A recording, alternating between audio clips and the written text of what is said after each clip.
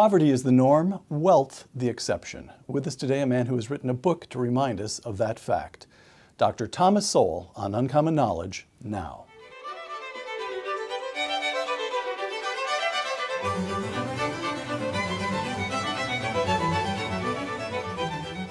Welcome to Uncommon Knowledge. I'm Peter Robinson.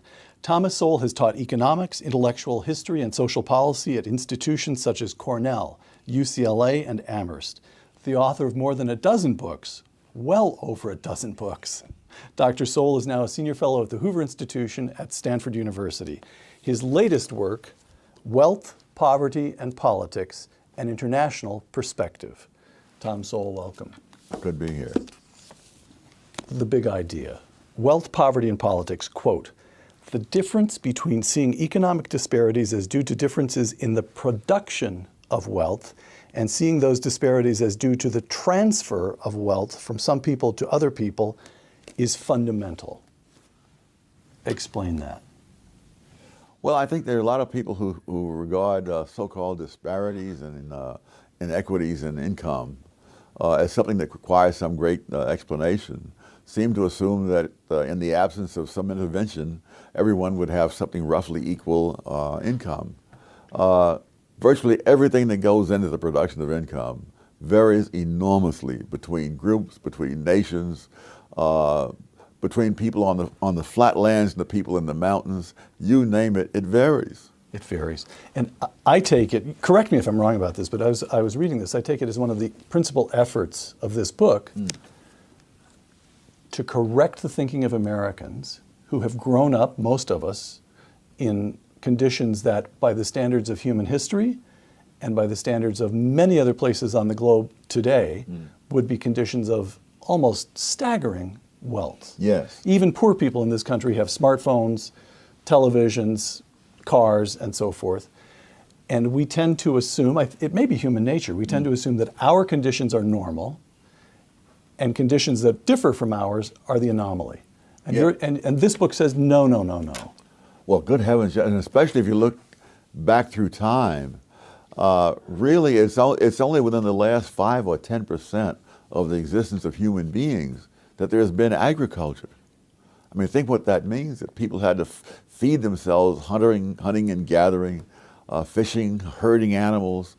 And of course that meant that you couldn't have cities because for all those other ways of living, you need an enormous amount of land per person. If you were to, one Manhattan would probably be enough, to spread famine throughout the world. So that I start with geography because that's the most implacable obstacle. And geography is anywhere close to being normal. For example, just geographic phenomena. In the great majority of all the tornadoes in the entire world occur in the middle of the United States. You don't hear about tornadoes in London or Paris or Beijing. And you don't hear about them in New York or San Francisco for that matter. That just in one little place in the world, all the conditions are there for a tornado alley. And it's true with so many other things. Nothing is evenly spread out. There are rivers on every continent, but the rivers aren't the same. Let me add, I was especially struck, let me give you this, here's a quotation from the book. Western Europe's rivers often lead out into open seas, providing access to seaports around the world. But most rivers in Eastern and Southern Europe are quite different. Yes. What's the difference and what bearing has that had on economic development? Well, the rivers in Eastern Europe tend to flow into lakes and inland seas. And so when you get to the end of the Danube or the Don, you are not out in the open ocean. You're the Black Sea or the Caspian. That's right. And then if you want to get to the Atlantic, you have to go the entire length of the Mediterranean to get out there. The rivers in Russia, most of those empty into the Arctic Ocean, which is not quite as convenient as the Atlantic or the Pacific. And what that means is that you can't have the commerce, you can't have industry and whatnot to the same extent that you have. More importantly, you're not connected with the rest of the human race to the same extent. And one of the major findings throughout the book is that isolation almost invariably means poverty and backwardness. In the mountains, Yes. if you live in Eastern Europe or Russia and you're cut off from the rest of the world, isolation leads, in fact, well, we'll get to this in a moment, but it seems even to have an effect on cognitive ability, prolonged isolation. Oh, sure. Well, certainly in terms of not just sheer knowledge, you don't have the same knowledge, but more than that, you're not aware of how the basic things of life are done differently in other parts of the world. And so people who are isolated will keep doing things for centuries or thousands of years. So, for example, when the British landed in Australia, they find the Australian Aborigines are living really at a Stone Age level. Similarly, when people from Europe came to the Canary Islands, the same thing. They had no idea of iron. In Australia, they had no idea of iron. It's one of the great sources of iron ore in the world. Staying with geography for a moment, again, one of the themes that seems to me to run through the book is this question of your resistance to notions of, to attempting to impose notions of morality on economic conditions. So, for example, with geography, some people happen to be born in Western Europe where the rivers lead to the sea, and some people happen to be born in Russia where some rivers lead to the frozen Arctic and some rivers lead to the Black Sea. And it's nobody's fault. Yes. It's luck. Yes. Or sheer happenstance. Nobody's robbing anybody else. Yes, as one economic historian said, you know, the world has never been a level playing field. All right. Cultural factors, another one of the large segments of the book. Let me quote to you again, Wealth, Poverty, and Politics, quote, "Without the cultural prerequisites for developing natural resources into real wealth, the raw physical resources themselves are of little or no value," close quote. Tell us what you mean by cultural prerequisites. Partly, that would be simply the knowledge of how to use things. As I mentioned in the book, the main difference between us and the caveman is simply human capital. Don't forget the caveman had all the natural resources we have today, and he had them in greater abundance because none of them had ever been used up. But he didn't have the knowledge that it would take to turn those to his own purposes. We just know more. Yeah. We just know more. Now, you note a certain productive capacity that certain cultural groups demonstrate. And you can see them because they demonstrate the same, let's call it industriousness, as they disperse to different parts of the world. Yes. Germans, Chinese, Lebanese, Jews, Indians, quote, "The productivity is a matter of culture. That productivity is a matter of culture is shown by how many groups have arrived in various countries far poorer than the existing population and have nevertheless risen above the economic level of those who were there before them," close quote. Let's just choose, you name a lot of groups, it's a big book, let me just toss one at you and see how you do. The overseas Chinese. Oh my goodness, the overseas Chinese settled largely in Southeast Asia. Many of them came there with little more than the clothes on their backs.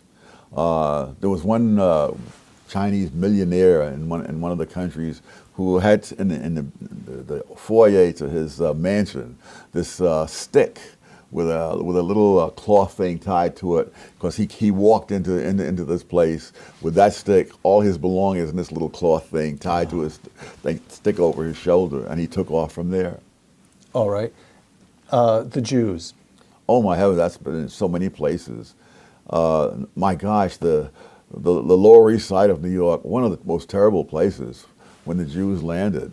The poverty and squalor is just unbelievable.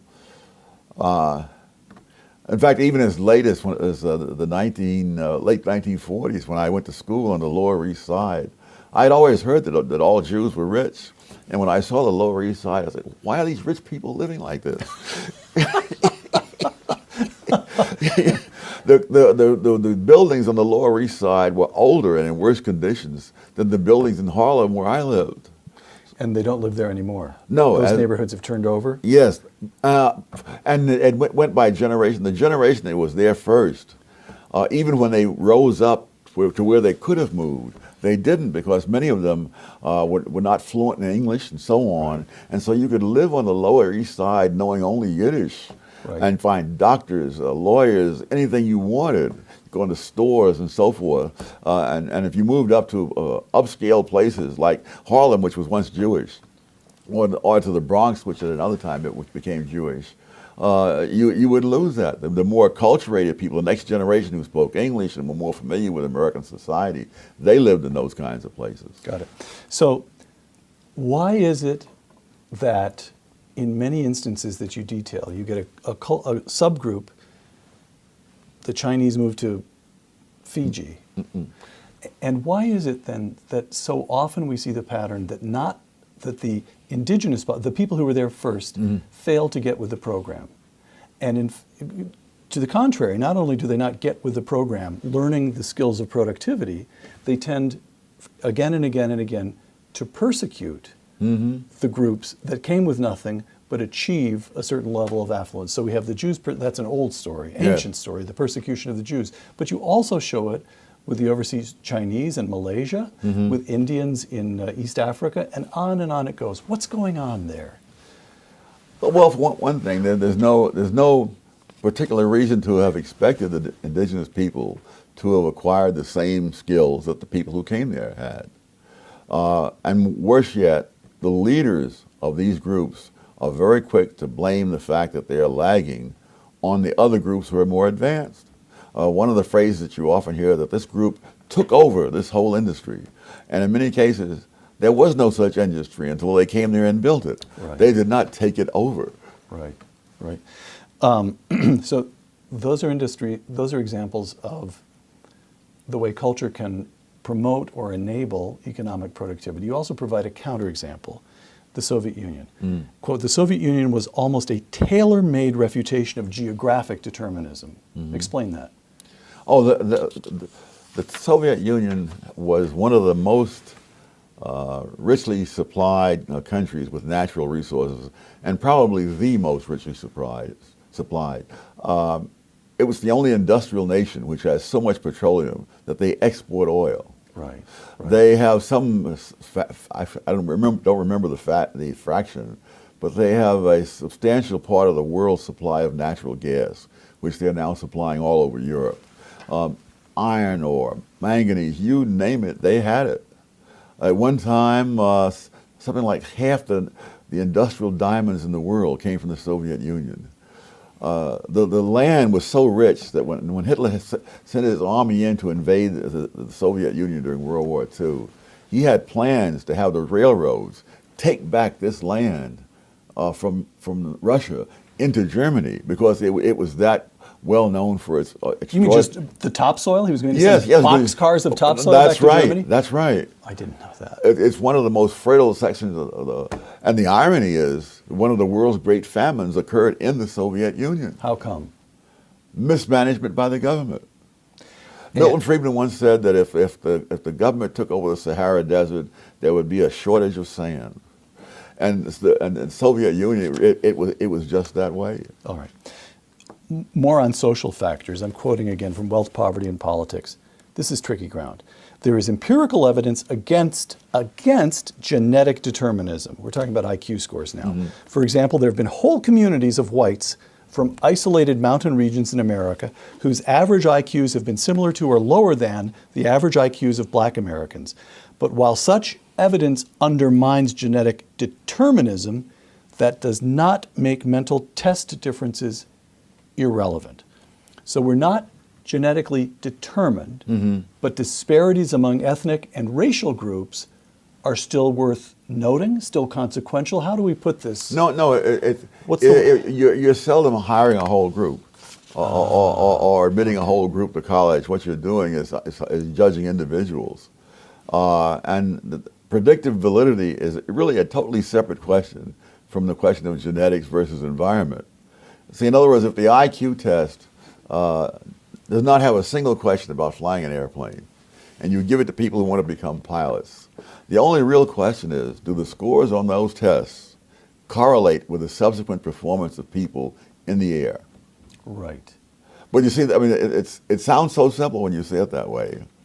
But the Supreme Court of the United States had a totally different take, that the employer must validate a test that is not job related. And so what they're saying is, it's a question of whether this test seems plausible to third parties who have neither expertise nor experience on the job. And that would be the criterion for whether it's a good test. All right.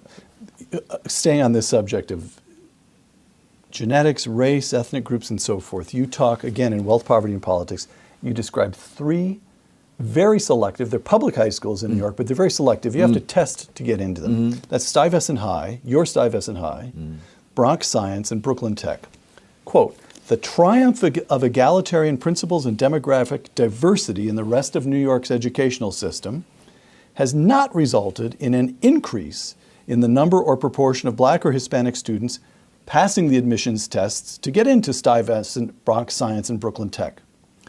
On the contrary, the numbers and proportions of Black and Hispanic students have declined substantially over the years at all three institutions," close quote. So, telegram to Mayor de Blasio. As diversity becomes championed in the city of New York over the last 40 years, 50 years, diversity actually diminishes at these very selective high schools. Why? Well, it's that the diversity really doesn't do anything for you. There are many cultural... Doesn't do anything for you as a society? Or I'm sorry. As a society, or the people in whose interests you're promoting diversity. In other words, when Black, Hispanic kids go to schools other than those three, they get a load of diversity. It doesn't do them any good. For example, as of about 2012 or 2014, I forget the exact one, the percentage of Blacks at Stuyvesant High School was 1/10 of what it was 33 years earlier. So it's been a major retrogression. And so while they're being their heads full of diversity, the Asian students are learning math and science. Plus, the schools are also, another point against diversity is that in years past, those schools were so heavily Jewish that Stuyvesant was referred to once as a free prep school for Jews. Well, they weren't diverse, but it was very successful. And now Asian Americans outnumber whites by more than 2 to 1 in all three of those schools. It's still not diverse, but they're turning out people who do marvelous things. And that's what they're there for, to benefit the society, not to present this tableau that will please a handful of people. Got it. All right. Political factors. This is the last of the large factors you discuss in Wealth, Poverty, and Politics. Quote, "Black Americans, a group often identified as beneficiaries of the welfare state in America, made considerable economic progress in the 20th century." Fine, of course, but much, if not most, this is the thing with you, the dependent clause is where the sting is, but much, if not most, of this progress was prior to the massive expansion of the American welfare state, close quote.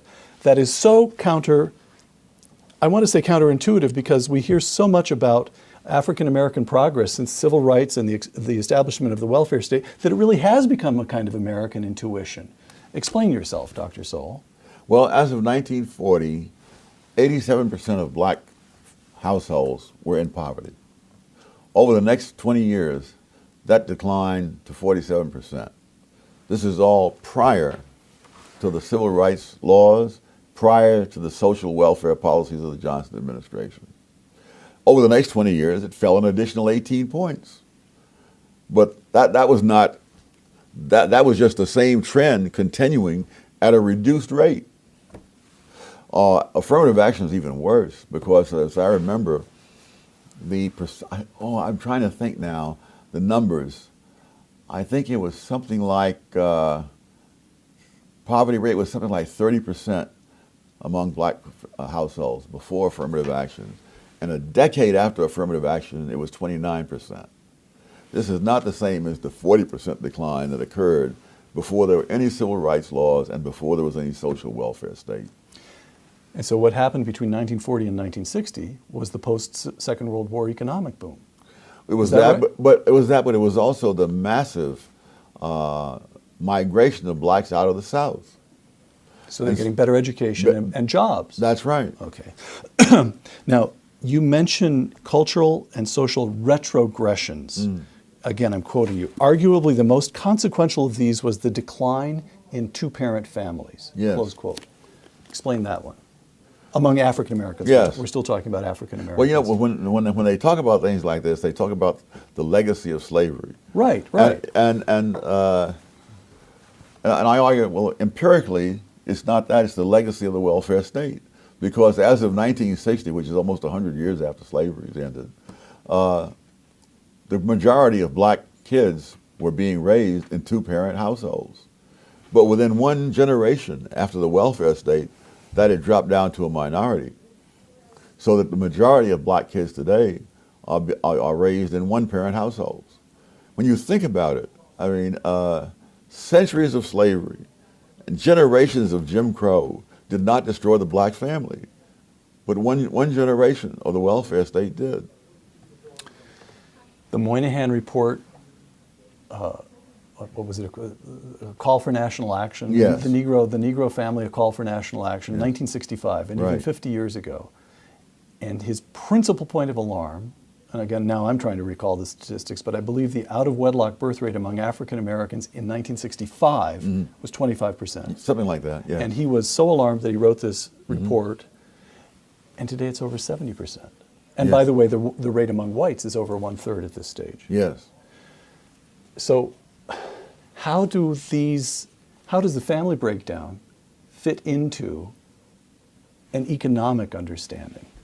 Is it simply, the social breakdown of the American family is something that we have to understand aside from the tools of economics? It just doesn't fit into supply and demand curves and certainly economic history? this occurred at a time when the black income was rising. And so we're saying that previous generations of blacks with lower income and more racial barriers, the family stuck together under those conditions. And under the new conditions, which were advertised to make for great progress, in fact created retrogressions. And I think many people who were gung-ho for the idea that this was going to be progress simply cannot bring themselves to look at the evidence and say, my God, we made things worse. You close the book with a chapter entitled Implications and Prospects. Quote, the all too familiar cliche about the paradox of poverty in an affluent society. We're going from international comparisons to this country now. The paradox of poverty in an affluent society is a paradox only to those who start with, one, a preconception of an egalitarian world in defiance of history, and two, a disregard of the arbitrary nature of the government-defined word poverty. Now, we've already discussed point one. You've already established that historically speaking, poverty is the norm, and there's nothing like egalitarianism. It's spotty, particular economic progress is surprising in some ways. Number two, the arbitrary nature of the government-defined word poverty. What do you mean by that? I mean that what we define as poverty today, there's a Latin American scholar, a scholar of Latin America, he's not Latin American himself, was saying that what we define as poverty here is the upper middle class in Mexico. Most American families in poverty as defined by the statisticians in Washington. And that's the thing I try to bring out. Regardless of what we think of when we think of poverty, what it really means is whatever those statisticians say it means. And that includes the great majority of people who are in poverty in the United States by that definition. They have microwave ovens. They have central air conditioning. I mean, I was in my 40s before I had a window air conditioner, you know. But the idea of central air conditioning. Most own one motor vehicle or more, and 14% own 2 or more motor vehicles. It is simply not poverty, not by any historical understanding whatsoever. Yeah, no. In the old days, particularly thinking about the Lower East Side when the Jews lived there, you know, that the people were squeezed together in these tiny places. Today, the average American in poverty has more space per person than the average European. Not the average poor European, the average European, period. And so all those things by which we've spoken of poverty in the past, those things have long since gone. But the other part of this story is that that doesn't mean they've got it made. On the contrary, they have catastrophic problems because the same mindset that has created the welfare state, the same non-judgmental philosophy, has also led to a great deal of leniency toward criminals. And so you have runaway crime and people are living in fear. I'm sure that when I was growing up that we never had any of the stuff that people on welfare have today. But, you know, I could speak. Hold on, let's just test that. You grew up, as I recall, late adolescence to high school, you were in Harlem. Yes. Television in the house? Oh, my God, no. Radio? We thought we were a big deal. We had radio. Car? Oh, the thought never crossed my mind. When you were a little boy going to school, how many pairs of trousers did you have? I don't know. I only wore one at a time, so. But you weren't getting J. Crew or LL Bean catalogs in the mail. Oh, they were not. They must have overlooked me somehow. You weren't in the right zip code. What about? Well, let me. You weren't hungry though. You were still well fed. Yes. Right. But you know, you mentioned about LL Bean. My sister was visiting me from the East Coast once. Said, you know, the people in the ghetto would not wear the kind of khakis you wear. I said, what's wrong? I got these are Dockers, and what's wrong with it? No, they want designer things. I hear about the tennis shoes that are bought there. I mean, I wouldn't pay that kind of money for regular shoes. Did you have enough money for books in the house? No, but fortunately, I lived across the street from a public library. But other than that, I don't know if I ever bought a book when I was growing up. Newspapers, though. Newspapers. By the way, was it considered? Oh dear, how do I say this? There's a place in your book where you talk about cultural retrogression among African Americans, and certain kinds of behavior. Called acting white. Acting white. Was it acting white in your day to go across the street to the library? Nobody ever said it. Okay.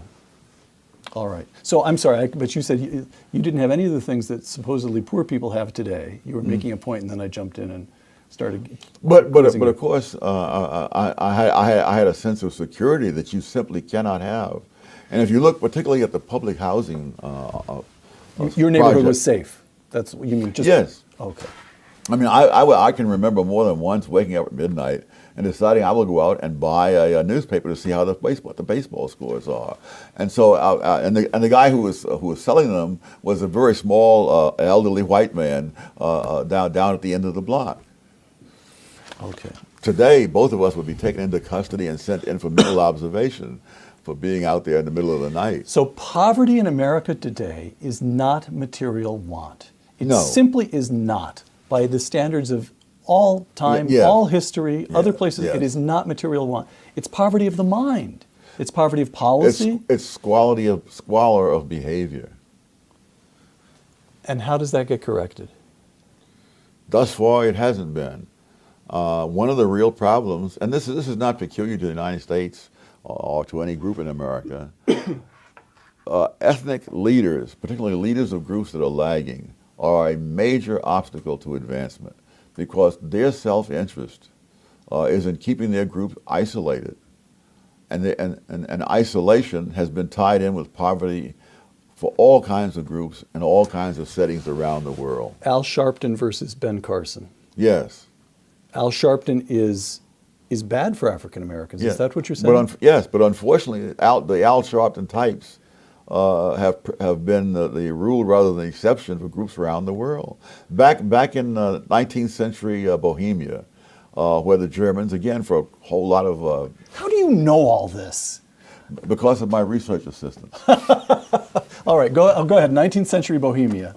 The Germans had all kinds of advantages that came out of history, which you could go into if you felt like it. But, for example, if you were in the early 19th century Bohemia and you wanted to go to high school and you were a Czech, you would have to learn German because there were no high schools in the Czech language until 1848. And so, but that was a condition common throughout Eastern Europe, that the Slavic languages became literate centuries after the German language did. And therefore, there was a huge buildup of knowledge in the German language that was not equally available in Slavic languages at that time. And so if anyone who wanted to become an educated person and go into the professions, they had to learn German. Now, you would think that the leaders, if they were looking out for the best interests of their followers, would say, for heaven's sake, learn German and move on up. No, they fought tooth and nail against it. Mm-hmm. Dr. Sowell and his critics, from a review of wealth, poverty, and politics in the Washington Post. Now, I'm going to I don't want you to swing at me, all right? Sowell does manage to score a clean hit on those who now complain that income inequality is too high by noting their refusal to say what level of inequality they would consider acceptable. Fair enough. What we also learn in this book, however, is that there is apparently no level of inequality of income or opportunity that Thomas Sowell would consider unacceptable, close quote. And you reply? Well, it's hard to know where to begin when someone misses the whole point of the whole book. Of course, the big confusion among the redistributionists is between opportunity and outcomes. And one of the examples I used in a recent column was that, when I was a kid, I briefly tried to play basketball. And I was lucky to hit the backboard, never mind the basket, But I had just as much opportunity to play basketball as Michael Jordan had. You cannot measure opportunity by outcomes. And that's what the redistributionists insist on doing. They say this group obviously didn't have equal opportunity because they were turned down for loans more so than that group. Yes, if you have lower credit scores, you'll be turned down for loans more so than people with high credit scores. Okay. Thomas, you just mentioned a column. Let's turn to the politics of the day for a moment. Thomas Sowell on Donald Trump. Quote, "What is remarkable is that after 6 years of repeated disasters under a glib egomaniac in the White House, so many potential voters are turning to another glib egomaniac to be his successor." Close quote. Oh, come on. Aren't you being a little hard on both Barack Obama and Donald Trump? I thought I was pulling my punches. Donald Trump is simply not suited to be president? I think that's true as an understatement. All right. Nor is the current president. I was going to say Barack Obama is the president. Yes. Glib egomaniac. How bad has he been? Where does Barack Obama rank in your mind, you who know so much history, among the worst American presidents? He has displaced Jimmy Carter from that position. The worst? The worst. Worse than James Buchanan? Yes. Worse than Richard Nixon? Yes. All right. Richard Nixon did not, after all, put us in danger of nuclear attacks, probably within the lifetime of people living today. The Iran deal will do that? Yes. All right. We're committed to stopping the Israelis from stopping the Iranians from getting a nuclear weapon. That's part of the deal. When I interviewed George Gilder about 6 or 7 months ago, George Gilder known to both of us, he contended that with the right policies, the economy, coming back to the international scene in a moment, but the economy would actually turn around quite quickly. The American economy can be revived quite quickly. Cut taxes, peel back regulation, and you'd see another version of the early 1980s. You agree? Yes. All we have to do is get out of the way in a certain sense. Yes. I mean, there was when Warren Harding took office in 1921, the unemployment rate was around 12%. Warren Harding did absolutely nothing. As the government's revenue fell because of the downturn, he cut government spending. Now both those things are things that drive the Keynesians crazy. Right. The following year, unemployment had fallen to about half that level. Within a year? Yes. And then a year after that, it fell yet again. There is a history. The first time the federal government intervened in the economy to get us out of a downturn was in 1930. Now, which means that for more than 150 years, The federal government just stood by and twiddled their thumbs while the economy recovered on its own. And all that time, there was never a depression as bad as the 1930s depression, where there was all kinds of intervention beginning with Herbert Hoover helping us, and then amplified by Franklin D. Roosevelt.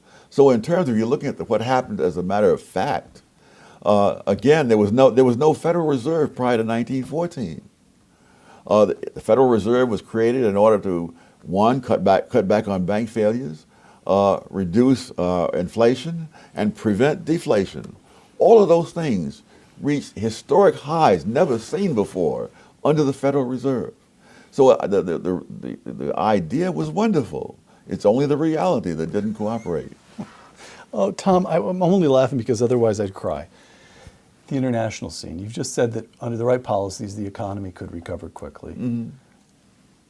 Under the right policies, how quickly could, let's just posit that you become president. How quickly does the international damage done by your favorite Barack Obama, how quickly could that be recouped? How quickly could the United States and the world recover? That's a tough one, because whoever comes in there, he's got to face the damage that has been done and the further damage that has already been set in motion. And you don't. One of the reasons we won the Gulf War with far fewer casualties than anyone ever expected, the first Gulf War. First War, right. Is that Ronald Reagan bequeathed to George Bush 41 a huge military establishment so that you could send all this stuff in there and just wipe out the opposing army. Whoever inherits this situation is going to be one where it's just the opposite, where we've had reductions in the armed forces, we've had cutbacks in all kinds of research and so on, and training. So what the next president has to operate with is going to be just a very desperate situation. Where does Tom Sowell stand on immigration? I guess there's no such thing as a policy toward immigrants, because there's no such thing as just an immigrant. There are immigrants from different places, different kinds of immigrants, and we don't even want to discuss any of those things. You know, 100 years ago, they were talking about immigration. They had all kinds of data on crime rates, death rates, everything you can think of about immigrants from various countries around the world. No one even dares to ask such questions today. So the country in the old days had the self-confidence to pick and choose. Oh, absolutely. We'll take some from here, but not from there. Yes. And that's what you'd like to see. Yes. And what would be the principles?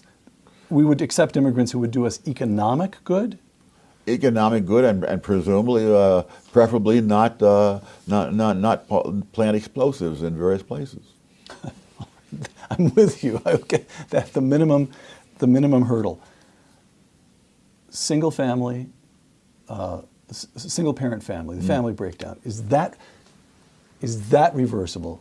If it's the result of the welfare state, if we were somehow or other to get rid of the welfare state, would the family, in effect, heal itself? Or is it one of those social constructs that once unraveled takes generations to put back together? It would take time, but even the modest welfare reform under the Clinton administration led to more people actually going to work once the gravy train wasn't there. So that too, all right. All these things are achievable. Yes. All we have to do is stop doing the wrong thing. Yes. We have to stop being stupid. Well, you could put it that way. All right.